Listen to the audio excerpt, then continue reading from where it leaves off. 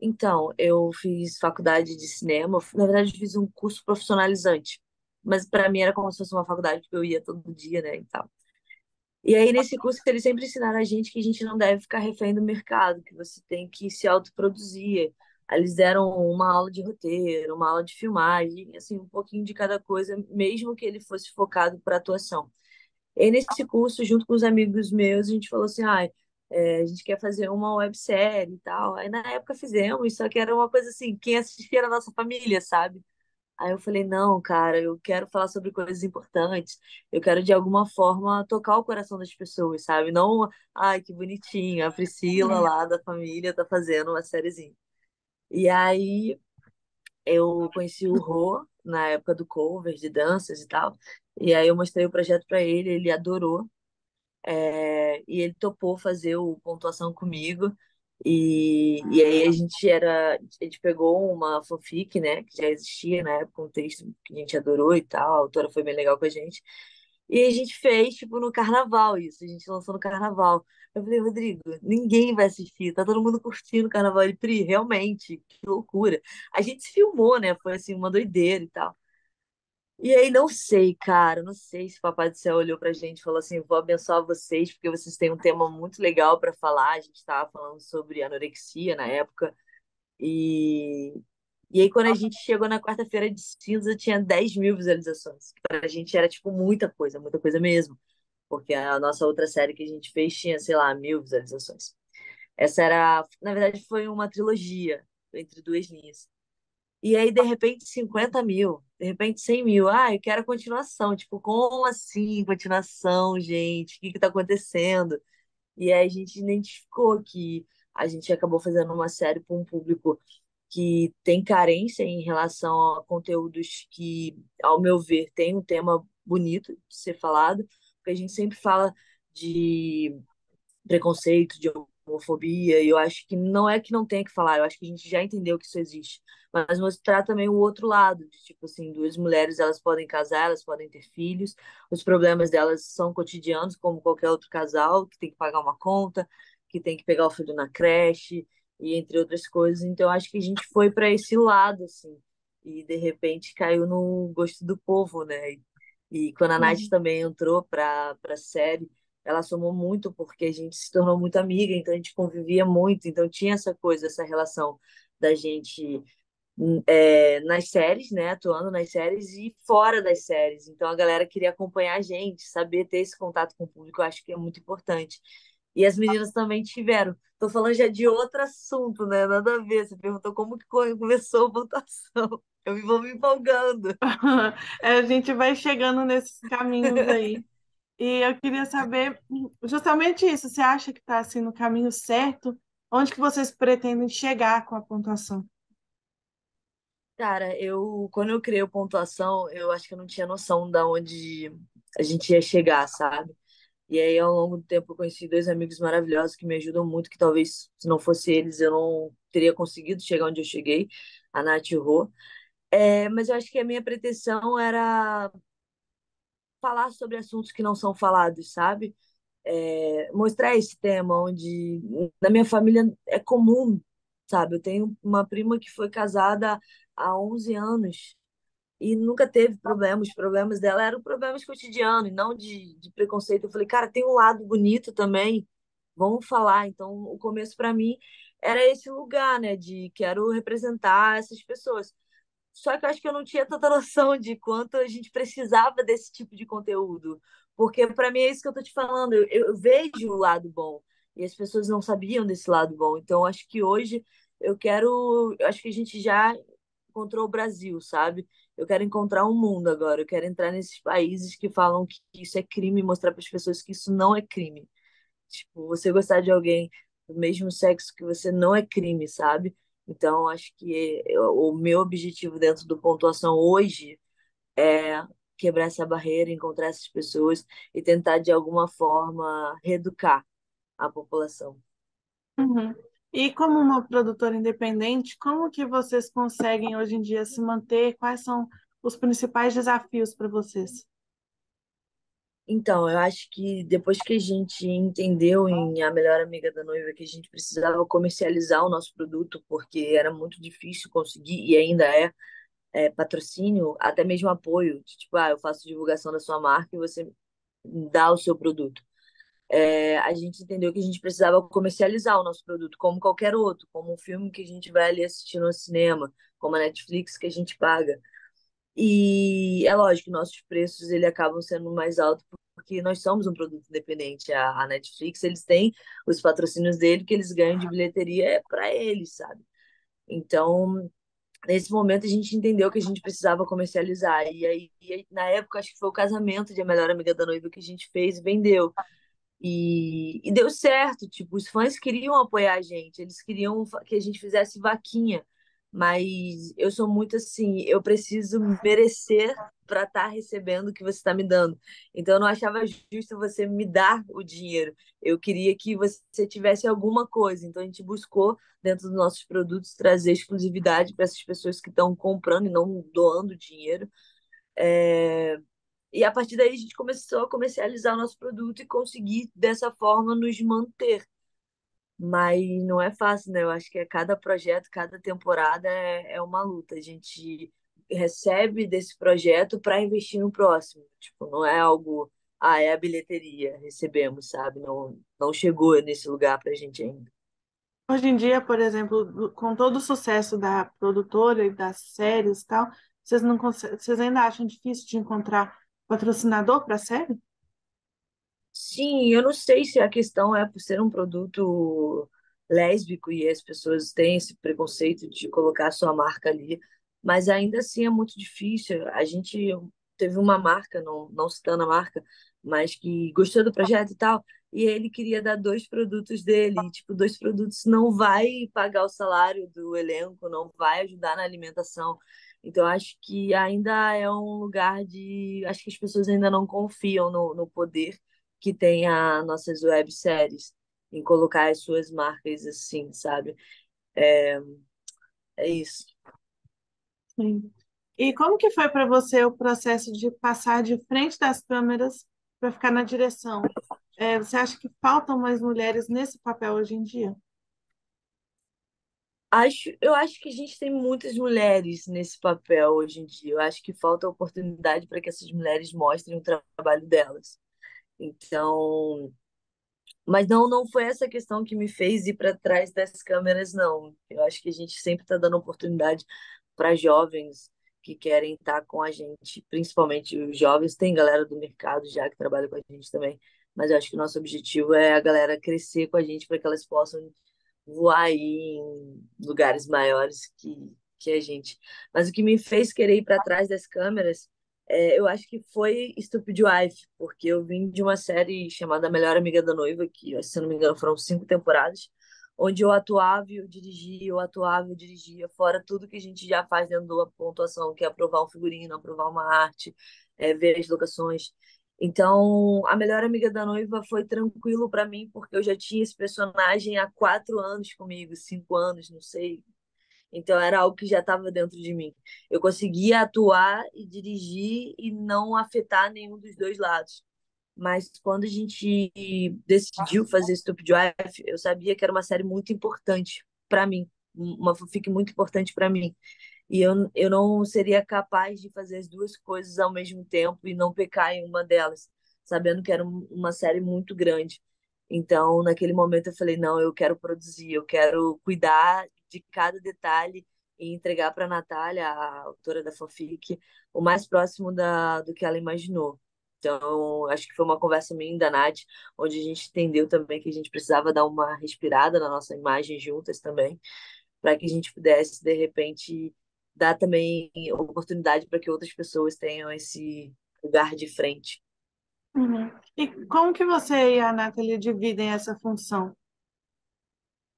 Eu cuido mais dos atores, a parte mais de coach, preparação deles, é, quando eles têm alguma dúvida da linha do tempo, porque principalmente a Reis, né, ela tem muitas mudanças. Às vezes a gente está gravando uma cena do capítulo 8 e uma cena do 1, uma cena do 7, uma cena do 2. Então, eu tô bem com a Valentina, não tô bem, eu lembro disso, eu não lembro disso. Então, eu cuido desse lugar deles, sabe? De antes deles entrarem em cena, eu sento com eles, eu explico o que que aconteceu antes, o que que ainda, que eles sabem que vai acontecer, mas que ainda não aconteceu, como que é o estado deles naquela cena. E aí, sempre que dá para eu estar no set, eu assisto eles e vou falando, poxa, aqui você poderia ter passado a mão aqui no rosto dela, ou você poderia ter chorado aqui, ou aqui não precisa chorar. Então é mais um trabalho voltado para eles. Ou se, por exemplo, para mim o cabelo ali tá atrapalhando o rosto e eu não tô vendo a atuação da Reis, por exemplo, que ela tem um cabelo que cai muito aqui. E aí eu falo, ó, não, quero que chame a make ali para consertar o cabelinho, porque ela vai aparecer sim, que ela tem que estar belíssima. Então acho que é o cuidado que eu tenho com eles na atuação, mas o cuidado também da imagem deles como atores, para que eles olhem e falem, caramba, como eu tô bonita aqui, como que eu tô bem nessa cena. E não que eles olhem e falem, putz, essa cena aqui meu cabelo atrapalhou, ou eu enrolei na fala. Então é mais, o meu trabalho é esse, é mais direto com eles. Já o trabalho da Nath é controlar o set, é ver se a arte tá ok, se o figurino tá batendo o que a gente quer de fotografia, como que tá a câmera, esse trabalho mais técnico ali, sabe? De passar para os atores a marcação, mas isso, assim, a gente tem uma equipe gigantesca que cuida também junto com a gente, então não é só a gente, né? Tem a Lari, que é a nossa do Sete Conat, mas é mais ou menos isso, ela cuida mais da parte técnica e eu cuido mais da parte da atuação. Sim. E você falou que a fanfic ela é era uma fanfic muito importante para você. Eu queria saber um pouco mais sobre essa parte, assim, porque vocês já fizeram outras webséries baseadas em fanfic, né? É, como que é a Sim. sua relação com essas fanfics? Você sempre leu? E como que é o processo de tirar do papel para uma adaptação?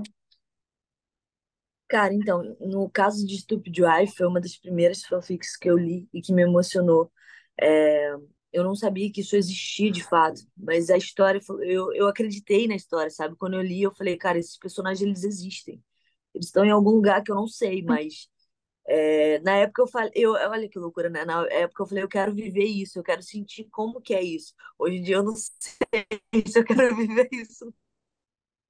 Não. Eu acho que trabalhando ali junto com a Reis é muita loucura, muita intensidade. Mas a fanfic Stupid Wife me prendeu dessa forma, de tipo, eu li, eu falei, eu quero falar sobre esse assunto. Eu nunca tinha visto ninguém que tinha passado por isso. E e tem também a questão da depressão pós-parto também, que uma amiga minha passou por isso. E eu falei, cara, isso precisa ser falado de alguma forma. A gente não conseguiu aprofundar tanto, mas espero um dia ter essa oportunidade de aprofundar mais. Mas eu acho que a gente conseguiu, com a segunda temporada, vocês vão ver, passar mais essa informação para a galera. Então, eram assuntos que me fez me apaixonar pela fanfic. Ela tinha um tema, não era só um casal ali se relacionando, casal margarina, sabe? Família feliz e tal. Não tinha uma coisa que precisava ser falada. Em relação às outras fanfics, muitas eu acabo lendo. Eu sou a que fico mais nessa coisa de ler as fanfics, eu gosto, eu me envolvo. Então, algumas eu acabo lendo porque eu encontrei e achei interessante. Eu li já muitas, muitas. Eu estudei o que era fanfic para entender como que era esse universo. Então, eu acabei lendo vários. Acho que durante um ano, eu passei um ano lendo fanfic, estudando as fanfics em si. A melhor amiga da noiva, na verdade, foi na época que a gente conseguiu Stupid Wife. Só que eu falei, cara, não é o momento de fazer Stupid Wife. Então vamos aproveitar a Natália e vamos ver qual outra fanfic que ela tem, que dá pra gente fazer e que a gente acha interessante. E na época a gente achou a melhor amiga da noiva interessante, o tema, né? De tipo, uma melhor amiga. Eu acho que tem tudo a ver pra gente começar. Geralmente começa assim, né? Ah, eu tô Uhum. sentindo alguma coisa pela minha melhor amiga e tal. Aí a gente achou que era um tema interessante. É, Até você me esqueceu, o Rô que escolheu, então não sei te dizer qual foi o parâmetro. Mas tem muitas séries, muitas fanfics que a gente acaba já entrando em acordo e tal com as autoras, que a galera fala muito e a gente começa a procurar saber o que que é e tal. Mas eu confesso que poucas são as que eu ainda não li. E o processo com as autoras, olha, a gente vai ter um documentário que a gente vai falar sobre isso. A gente vai contar como que a gente conseguiu essas fanfics, da onde vieram os contatos, se é que teve contato, ou se a gente foi atrás. Mas isso aí é o segredinho que a gente quer contar mesmo nesse documentário. Vai ser bem legal. Tem alguma previsão de quando deve sair? Alguma coisa que vocês já estão planejando? Então, Stupid Wife, a gente quer que saia assim que a gente terminar de editar. A gente está editando os 4 primeiros episódios agora. A gente edita por etapa, né? A gente edita 4, depois 4. E a gente tinha uma data que, infelizmente, a gente não vai conseguir cumprir, porque dessa vez a gente quis gravar tudo com muita calma mesmo. Tipo, teve gravação, por exemplo, uma cena gravou e aí começou a chover no meio da cena, a gente decidiu que ia cancelar e que no dia seguinte a gente ia gravar tudo de novo. Aí teve uma cena também que a gente gravou e quando a gente assistiu, a gente falou, poxa, mas isso aqui não ficou legal, vamos gravar de novo. Então, dessa vez a gente realmente está tentando, assim, tomar o máximo de cuidado possível, gravando com dentro das nossas horas de trabalho, mas gravando menos cenas, com mais atenção, com mais planos. A gente tem uma equipe muito maior do que foi a primeira temporada, o especial de Natal. Então a gente tinha uma data que era para agora, mas a gente quer estar com mais calma, ter certeza do que a gente está fazendo para entregar o melhor produto possível. Então não sei se daqui a uns 2, 3 meses, mas não vai demorar tanto. Tipo, assim que a gente terminar de editar, a gente já vai lançar pra galera. A Isso segunda é bom, temporada porque de Stupid. geralmente tem séries aí que demoram 1 ano, 6 meses. Aham. A gente tá indo rápido. Isso você fala de lançar a segunda temporada, né? Isso, de Stupid Wife. Não, porque O documentário a gente não tem ideia. Tipo, a gente tá filmando. porque quando eu fui perguntar no meu Twitter, né, quando que o pessoal queria saber, veio uma porrada de gente perguntando quando sai a segunda temporada, quando sai a segunda temporada. Cara, e pior que dessa vez, pela primeira vez, a gente tá igual a eles, porque a gente tinha uma data. Só que aí a gente conversou com a nossa equipe de edição, e eles falaram assim, cara, a gente pode fazer para essa data, mas não vai ficar tão bom. Aí eu falei, não, então qual é o tempo de vocês? E aí eles passaram tempo pra gente agora há pouco tempo, e a gente precisa calcular pra gente saber quando que a gente vai de fato terminar. Mas é que a gente realmente agora tá tomando muito cuidado mesmo para fazer um bom trabalho, assim, para vocês. Agora a gente está com 3 câmeras, gravando com 3 câmeras também, então o tempo de edição é bem maior do que a gente estava gravando antes. Eu vou querer saber mais coisas sobre a segunda temporada, mas antes disso, eu queria saber também um pouco como que foi encontrar a Reis e a Buiar para essa série. Vocês, assim, já sentiam, a conexão das duas desde o começo? Cara, então, por parte. Primeiro a gente encontrou a Reis, né? A gente foi procurar por perfil, né? Algumas pessoas tinham vídeo, outras não. Sabe quando você acha pessoas maravilhosas, que você olha e fala, cara, essas pessoas são boas, mas ainda não é. E o personagem da Camila, né, na fanfic, era um personagem que que eu tinha vontade de fazer, né? Então era um personagem que pra mim tinha que ser aquela pessoa. E aí a produtora que trabalhava com a gente na época mandou um link pra gente, eu não vou lembrar qual era o. É tipo um site com várias atrizes, né? Fotos. Não tinha vídeo. E aí eu fui olhando, fui olhando, fui olhando e eu vi uma foto que a Pri tava de uma regata branca, sorrindo de lado. E quando eu olhei pra ela, é, não tô comparando ela com a Camila Cabello, mas o brilho que tem a personagem, que tem a cantora, né? Foi o brilho que eu vi ali na Reis. Eu falei, Nath, essa menina ela tem um lugar latino, uma boca, um nariz que me lembra o olhinho assim um pouco puxado, que me lembra um pouco a Cabello. Então eu falei, cara, a gente não tava buscando pessoas parecidas, mas sabe quando você olha e você fala, cara, essa menina tem alguma coisa, ela tem um brilho. Eu falei, Nath, quero ver essa menina. Esqueci. Fui pro teste e tal. E aí entrava as pessoas e tal, e não era o que eu queria. Tipo, as meninas muito, ou eram muito nova, ou eram velhas demais. E não tinha esse meio termo. Tipo, uma garota jovem, que só lembra quando ela tinha 21, 22 anos, e uma mulher mais velha que tem esse lugar dentro dela de 32, 33. Enfim. E aí, quando eu saí para ir no banheiro, aí a Rei estava acho, com um macacãozinho branco, não lembro muito bem. E eu falei, cara, ela tem um jeito de mãe. Que engraçado, mas ao mesmo tempo você olha para ela, ela não tem cara de quem tem filho. Entrei no banheiro e tal, ela estava no banheiro lavando a mão e tal, dei boa tarde. Aí pedi licença, saí e voltei. tranquilo. Aí entrou mais uma menina, não era ainda o que a gente queria e tal. Aí eu juntei todo mundo assim e falei, galera, o que a gente precisa é de uma pessoa que, quando tá falando sobre a Valentina, que ela seja moleca, que ela tenha um corpo mais largado, ela mostra essa raiva que ela tem da faculdade, rebeldia. Até brincava na época meio que Mi Miguel, né? Essa Mia que não é caricata, mas que dentro dela tem essa coisa revoltada. Mas quando ela fala do Léo, eu preciso ver a mãe, esse sentimento, esse lugar maduro. Eu preciso que ela amadureça. E nenhuma tá chegando nos dois lados. Algumas chegam na moleca, outras chegam na mãe. E nenhuma chegava e tal. Falei, é isso que a gente busca, tá? E tô cansada. Se a próxima não for boa, não peçam para repetir. Vamos só ver. E realmente era cansativo, porque você não sabia o que fazer, sabe? E você tem que achar o personagem, a atriz perfeita, porque você vai lidar com ela durante 1 ano, 2 anos, talvez. Então, você vira, ela vira da sua família, né? E quando a Reis foi, entrou e fez e tal, eu não lembro se ela chegou a fazer dois. Eu não conseguia falar. Eu não conseguia falar. A Nath, eu acho que chegou e agradeceu a ela e tal. Falou que era linda, não lembro direito. E ela saiu. Quando ela saiu, eu lembro que eu tinha conversado com a menina da mídia na época. Eu saí, ela olhou pra mim, eu falei que era ela, eu falei que era ela. Eu ainda não tinha me ligado que ela era a menina da foto, eu só fui me ligar quando ela se apresentou lá dentro. E eu falei que era ela, eu falei que era ela. Aí a gente falou e tal. E aí todo mundo, não tinha uma pessoa que falasse não era ela. Todo mundo falou, é ela, é ela, é ela, é ela. E aí a Reis ganhou o personagem, sabe? A única coisa que eu perguntei pra ela é: você tem disponibilidade? Eu lembrei, foi a única coisa que eu consegui perguntar pra ela. E perguntei se ela dançava. Ela me enganou, mas brincadeira. Mas, mas não, brincadeira. Mas foi isso com a Reis. A Buiá, na real, algumas pessoas não, a Nath tinha comentado da Buiá, só que eu tenho um projeto que eu quero muito que a Buiá faça.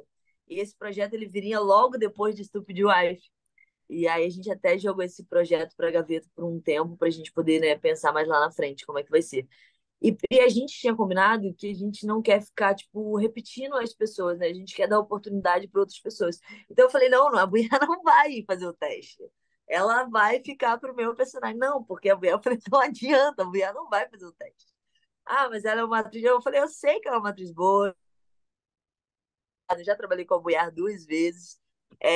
Mas eu não quero que ela faça o teste. Porque, assim, eu acho que eu sabia que se ela fizesse teste, o personagem era dela, sabe? E eu queria muito que ela fizesse esse personagem que viria logo depois dessa série. Eu falei, não tem como eu botar ela em dois personagens seguidos.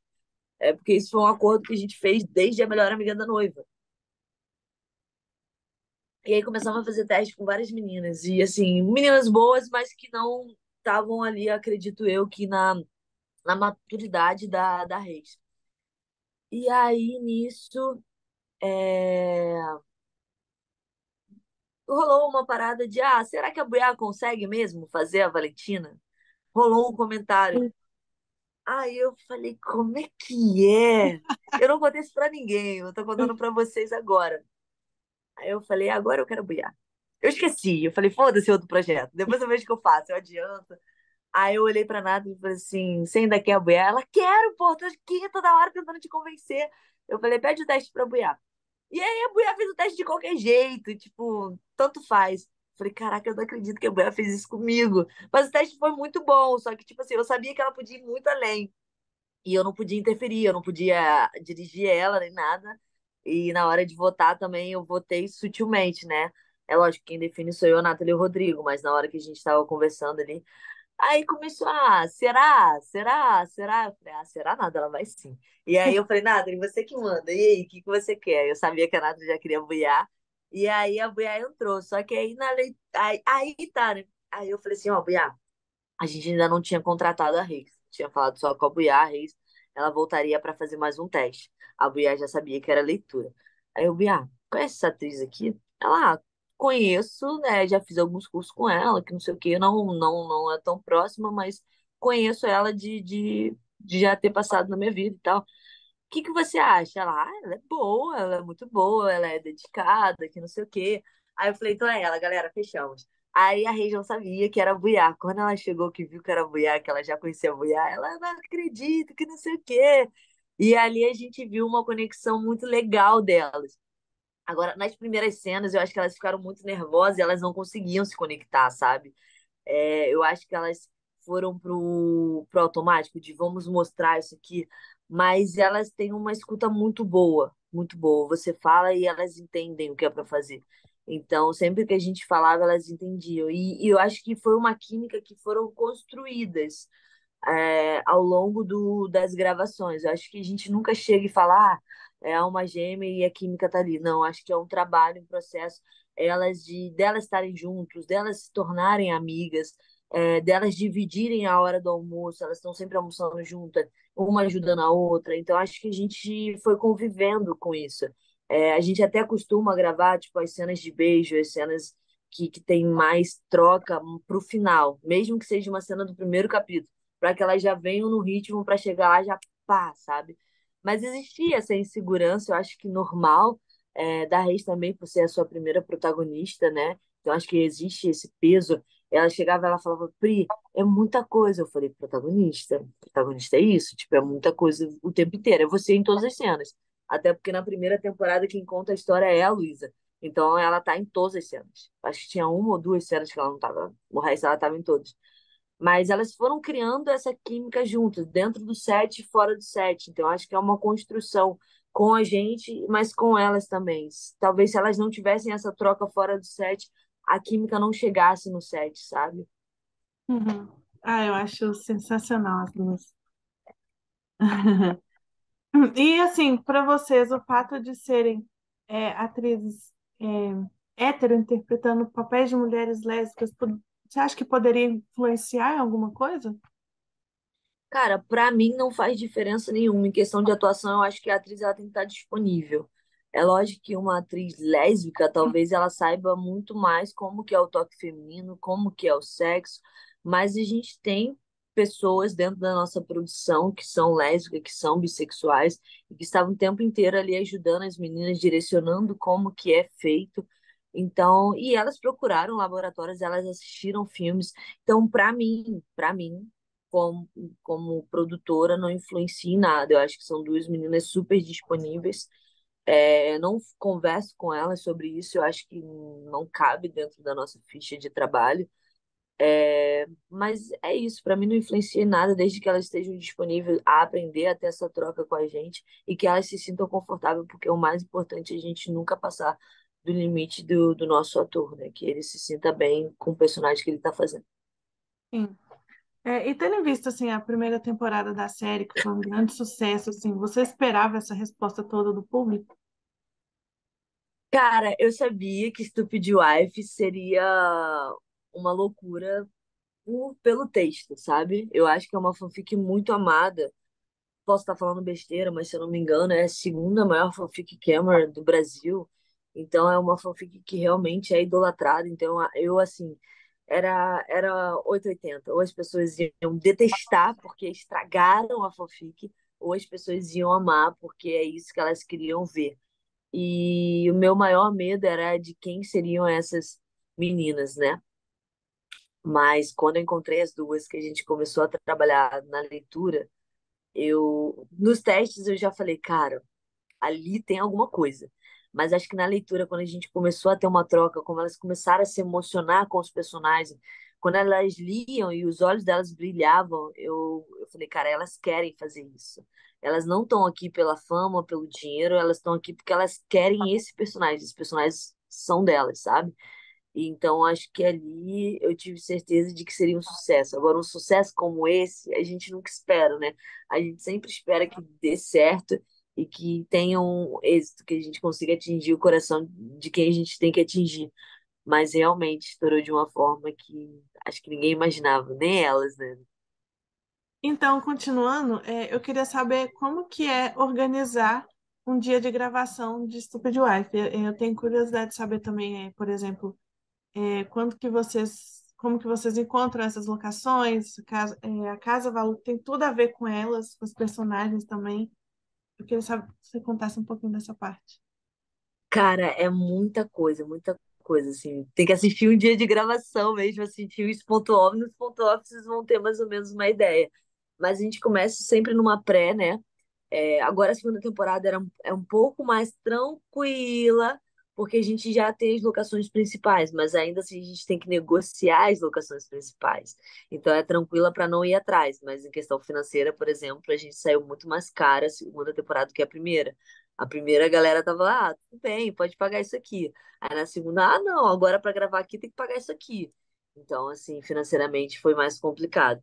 Mas a gente tem uma equipe de pré-produção onde eu e a Nathalie a gente explica como a gente idealiza, como que a gente quer as locações, e aí essa equipe ela vai atrás. Aí, junto com a nossa equipe de fotografia, áudio e arte, eles visitam a locação e aí eles aprovam. Pô, essa locação aqui dá pra gente contar essa história.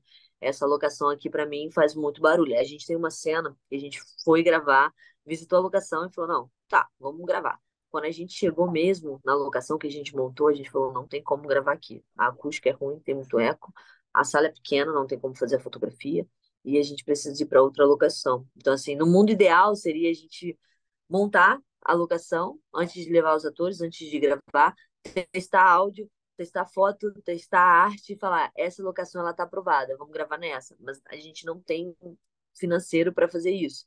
Então a gente vai muito na foto, a gente olha a foto e torce para que a locação seja boa. Então a gente tem uma equipe que vai atrás e que negocia. Aí a gente tem todo um processo de estudar a característica do personagem com o figurino para que a gente possa ver como que a gente imagina. Então a gente tem a nossa figurinista hoje que a gente fala assim: a Luísa, ela tem o estilo X. E aí essa figurinista ela monta dentro do Pinterest ou de qualquer outro lugar assim de fotos a ideia. E a gente fala: isso aqui é legal, isso aqui não é legal. E aí, a partir do que já é legal, tem uma paleta de cores que a gente monta com ela, ela explica por que as cores e tal. E ela começa a trabalhar em cima desse figurino. Aí a gente veste as meninas, a gente aprova o figurino. As meninas veem se elas estão se sentindo bem ou não. Aí a figurinista fala o que que ela gosta, o que ela não gosta. Aí depois tem um processo do áudio de microfonar para ver se o figurino não atrapalha o áudio, porque o microfone fica aqui. Então, se é uma jaqueta que fica batendo, atrapalha o áudio. Então, as meninas têm que botar a jaqueta mais para fora ou tirar a jaqueta de cena. Tem um processo da arte, que a arte às vezes é um quarto, às vezes a gente tem um quarto gigantesco que a gente precisa montar dois escritórios nesse quarto. E é o que a gente fez agora da última vez. Então, daqui para lá, ele é um escritório de alguém. Daqui para lá, ele é escritório de outra pessoa. Teve uma sala que a gente alugou aqui. Ela era uma sala com televisão e aqui tinha tipo uns sofazinhos. A gente dividiu ela no meio. E aqui virou sala de fulano e ciclano, que eu não posso contar, e aqui de fulano e ciclano. Então, tem esse processo também que a arte ela muda totalmente o lugar que a gente está gravando. Às vezes a gente fica no mesmo lugar e ninguém sabe que a locação é diferente. A gente pegou uma casa agora que ela serviu de 4 ou 5 locações completamente diferentes. A parte da piscina era uma locação, a parte do quarto era outra, do escritório era outra. Então, tem esse trabalho da arte. E, cara, tem todo o trabalho de produção da Larissa, que é entender, tipo, a hora que a gente começa, quantas horas vai levar a make para a primeira cena, essa cena para essa cena, quanto tempo que dura. Aí ela faz toda a ordem do dia, para a gente chegar na hora e às vezes falar assim: Lari, essa cena vai demorar mais 10 minutos. Ô, Lari, vamos correr com a próxima cena. Ô, Lari, aqui tá chovendo, a gente precisa gravar interna. Qual é a cena interna que a gente pode gravar? Então, tadinha da Larissa, gente. Valorizem o job dela, porque ela realmente arrasa muito. E aí, gravar, eu acho que é a parte mais gostosa, vamos botar assim, né? Que a gente vai pro set e aí a gente vê o que de fato funciona e o que não funciona. Às vezes tem que trocar o figurino porque tá tendo um problema pra câmera ou pro áudio. E aí, de repente, tem uma cigarra berrando e a gente tem que parar a gravação e torcer pra cigarra ir embora. Cara, é muita coisa, é muita coisa. E o processo com do texto, a mudança do texto, a psicóloga que vai para conversar com eles, que a gente tem uma psicóloga, né? Até porque a gente tem alguns assuntos que é o meu personagem, mas eu não entendo por que meu personagem está fazendo isso. Aí a psicóloga vem explicar o lado do personagem, né? Cara, é muita coisa, é muita coisa. Tipo, a gente precisa fazer um documentário e contar como é que tudo isso funciona. Ai, vai ser sensacional assistir esse documentário. E assim, o que que você já pode contar pra gente da segunda temporada? Eu sei que Algumas coisas nem são tão spoilers assim que a gente já sabe que vai ter, por exemplo, um personagem novo. O que que você pode falar? Cara, tem uma frase, eu adoro deixar assim, né, enigmas. Tem uma frase que é dos feiticeiros, que eu acho, não sei, eu acho que é a música da abertura que fala assim, nem tudo é o que parece ser. Então, eu acho que a gente vai olhar muita coisa nessa temporada e vai achar que é uma coisa e é outra coisa completamente diferente. Então, acho que a gente precisa focar nos mínimos detalhes e segurar um pouco o julgamento em relação à menina Luísa, porque eu acho que ela veio para contar uma história assim que as pessoas vão olhar para ela e vão falar, caraca, essa menina é guerreira, sabe? Ela realmente tá lutando muito para se reconhecer, né? Porque imagina você acordar numa vida cara, não é sua, porque essa vida para ela não é dela, sabe? Alguém construiu essa vida sozinha. Então acho que essa temporada vem pra gente se emocionar muito com ela. Tem mais alguma coisa? Tipo, não pode falar dos Mas algum personagens. personagem, mas um spoiler. É. Cara, o que eu posso dizer que é porque tem coisas que eu não posso falar, mas assim, Tem falando um muita pouquinho coisa da que eu Buiá. também vi, que eu vi nas lives mesmo que vocês fazem. Algumas cenas assim que vocês já adiantam. Que a gente mostrou um pouquinho, né? Eu acho que o Tomás ele cresceu muito, então ele tá muito esperto, então a gente está aproveitando muitas cenas dele com a Buiá também. A galera queria ver esse lado moleca da Buiá, né, da Valentina, que a Valentina ela é quase uma criança do lado do Léo, então acho que tem muita cena assim divertidíssima em relação a isso. É, mas eu acho que a gente vai se surpreender com a estrutura do que a gente está fazendo agora também. Eu acho que é algo que a gente está com um investimento melhor para figurinos, para arte, para. Ah, não posso contar, vocês têm que assistir. Tem vários especiais dentro dos episódios. Vocês vão gostar bastante. E vocês já gravaram todas as cenas? A gente não gravou a cena final ainda. Foi uma das locações que a gente foi gravar e a gente não gostou da acústica do lugar, não gostou do tamanho, né? E a gente preferiu não gravar o final agora, enquanto não encontrar a locação. Na real, a gente ainda nem tem a locação para você entender como que a gente realmente está buscando algo que seja assim perfeito e digno para vocês. Mas E é uma das cenas mais esperadas. ah, será o casamento que eu tô vendo? Olha, eu acho que teremos muitas lágrimas, não vou mentir. E o que que você pode destacar que teve de diferença para vocês assim da primeira para a segunda temporada? Cara, eu acho que o lugar de conforto mesmo. Tipo, dessa vez a gente tinha. Nós tínhamos duas lapelas na primeira temporada. Agora a gente tem seis. E quando a gente tem seis lapelas, o ator ele pode falar com você aqui. Quando ele não tem uma lapela, ele tem que falar assim. E isso, de certa forma, se o ator ele não for muito técnico, ele acaba atrapalhando a atuação dele. Então, o fato de ter seis lapelas ajudou muito. O fato de três câmeras facilitou para que a gente pudesse gravar mais rápido, porque às vezes a gente tem que fazer plano e contra e um conjunto. E aí a gente gravava duas vezes por não ter uma terceira câmera. E o ator ele tem que pensar na conte, como estava o cabelo, como que estava isso. E isso, às vezes, o ator ele não presta atenção e chega na edição, o editor ele vai ter que fazer um milagre por causa do erro de Conte, para não perder a cena. A primeira temporada a gente perdeu duas cenas por causa de continuidade, que não tinha o que fazer, a gente perdeu a cena. Então isso também facilita. Então acho que o fato da gente ter muitos fãs comprando a série, ajudando a gente a produzir, porque quando eles vão lá e compram, eles ajudam a gente a isso, a investir em material, porque é um material bom, não é um material barato. As lapelas não são baratas e as lapelas não é para o pontuação ter lapelas, é para ter conforto para os atores, para ter conforto para o editor de áudio. Não é nem conforto, eu acho que é um trabalho digno, sabe? Um trabalho assim legal. É, nós somos uma produtora independente que hoje tem um público muito grande que investe na gente, que compra o nosso material, então a gente também quer investir para que esse produto seja melhor para eles verem assim, caramba, tá valendo investir aqui neles, sabe? Então, eu acho que o fato da gente gravar essa segunda temporada com mais tempo, com mais verba, fez com que a gente pudesse trazer um conforto maior em relação à primeira temporada.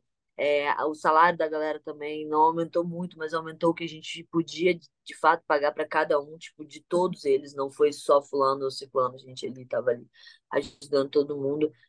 A gente agora teve uma equipe de figuração, eu acho que isso conta uma história, terem pessoas ali interagindo com eles no fundo e eles não ficarem tão vendidos.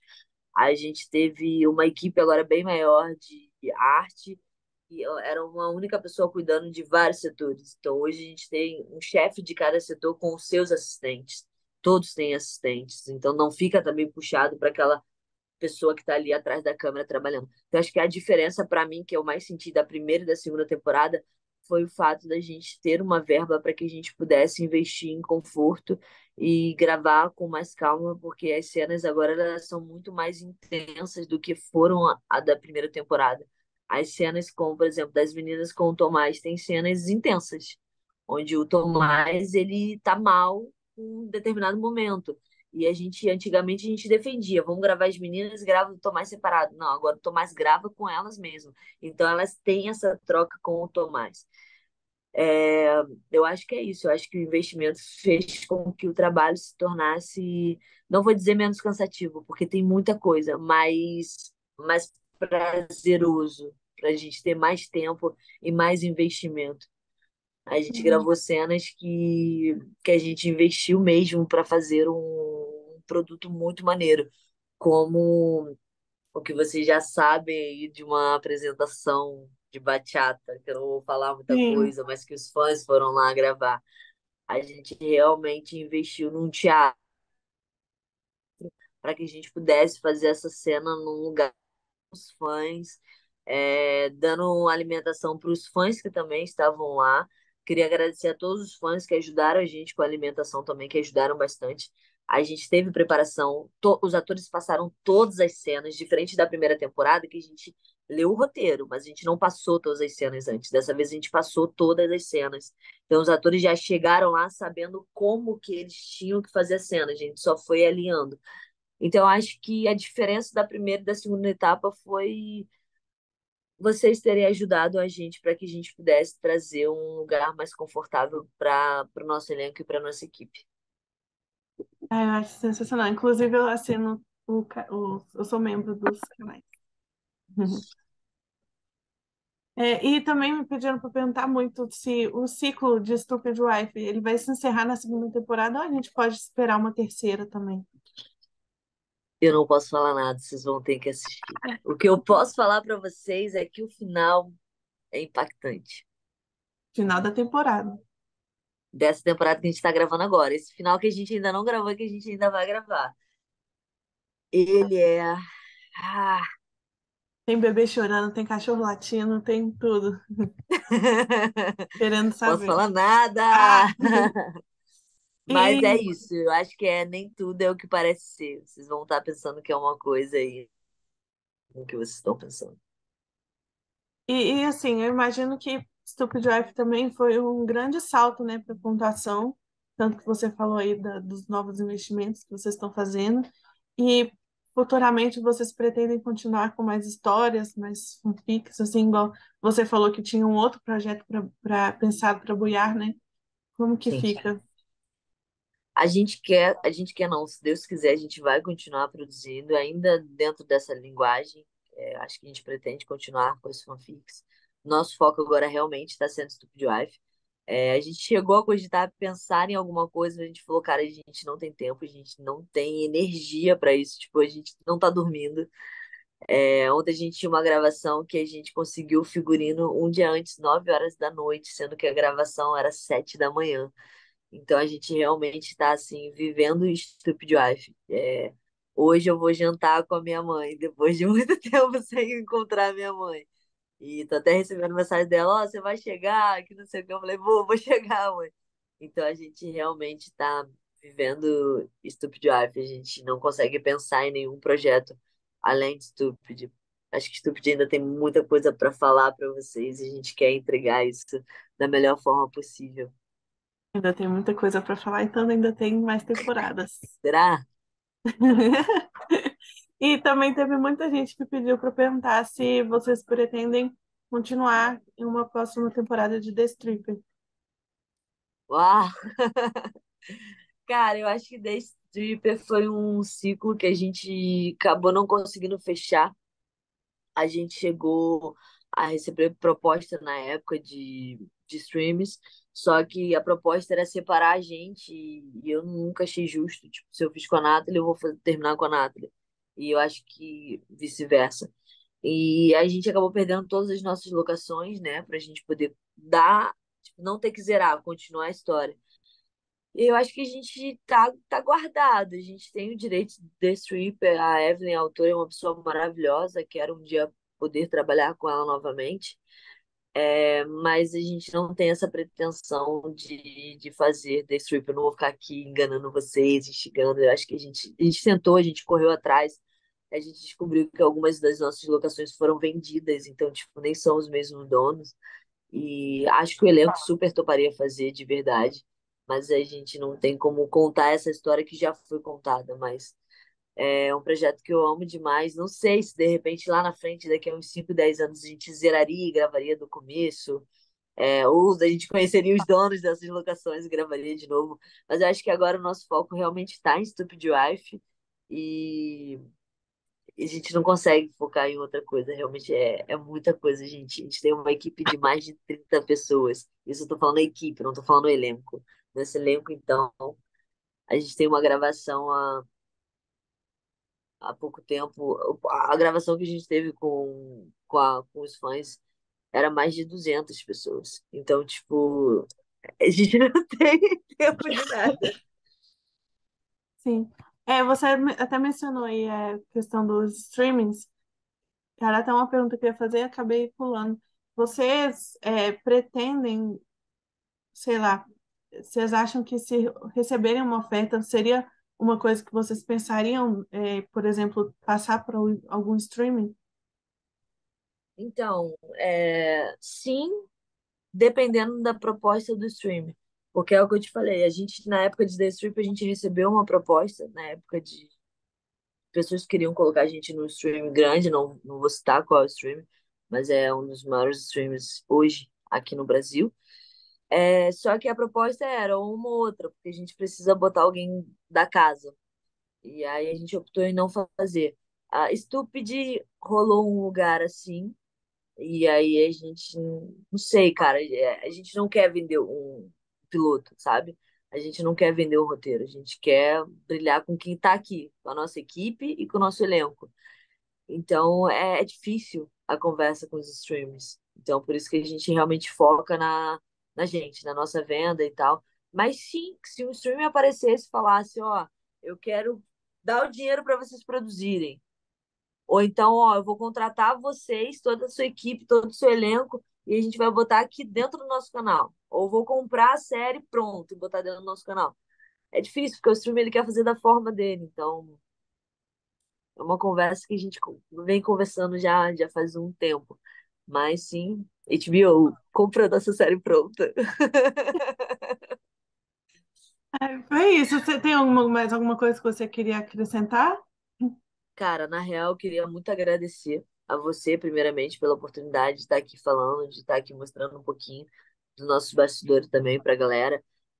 Queria convidar todo mundo a assistir o Ponto Off para ver para onde vai esse investimento que eles estão fazendo, como que funciona, como que é a nossa guerrilha, como que a gente usa essa verba para fazer as séries, para eles também verem como que é feito o trabalho de ator, porque a Pri Reis, ela não é a Luísa, então existe uma pessoa atrás desse personagem que trabalha pra caralho.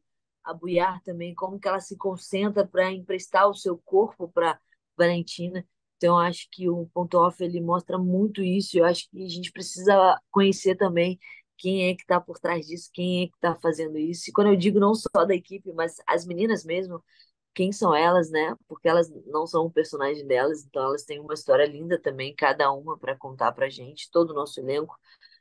E agradecer a todos os fãs que combatem com a gente em relação à pirataria, que investem no nosso produto, ou aqueles que não podem investir financeiramente, não podem comprar o nosso produto, mas está ali assistindo, está divulgando, está mandando para vocês, está mandando para podcast, está mandando para jornais, para qualquer meio assim que possa ajudar a gente. Então, se hoje a gente está fazendo uma segunda temporada, é por causa deles, sabe? Tô muito feliz porque é uma série que eu amo, uma fanfic que, assim, eu tenho uma paixão muito grande. Mas é isso. O piloto, eu e a Nathalie, a gente foi lá com os nossos fãs, correndo atrás, vendendo roupa, fazendo várias coisas para que a gente pudesse gravar. Mas a segunda temporada a gente já não tinha mais roupa para vender, então não dependia mais da gente. Só que o público abraçou demais o projeto e o público realmente acreditou. Então, eu só queria mesmo agradecer a eles, pedir para que eles continuem, de certa forma, ajudando a gente, porque a gente está fazendo uma segunda temporada. Não sei o que que vem pela frente, mas a gente quer fazer mais coisas, não sei da onde. Então, a gente precisa muito desse público com a gente, porque é, é uma série que realmente não é barata, que a gente está fazendo da melhor forma possível. E para que a gente possa continuar, a gente precisa deles nos apoiando com a gente, indo para os festivais que a gente for. Se a gente está num restaurante fazendo uma gravação, que eles vão lá nesse restaurante, fala que foram lá por causa da gente. A gente gravou no Hotel Fazenda e tinha hóspede lá que era fã, e a gente falou: fala que você viu a gente, que você gosta da gente, porque às vezes é uma locação que é caríssima e que eles fazem um desconto porque a gente conseguiu divulgar eles. E, e é isso. Então, só agradecer a todo mundo que vem ajudando a gente.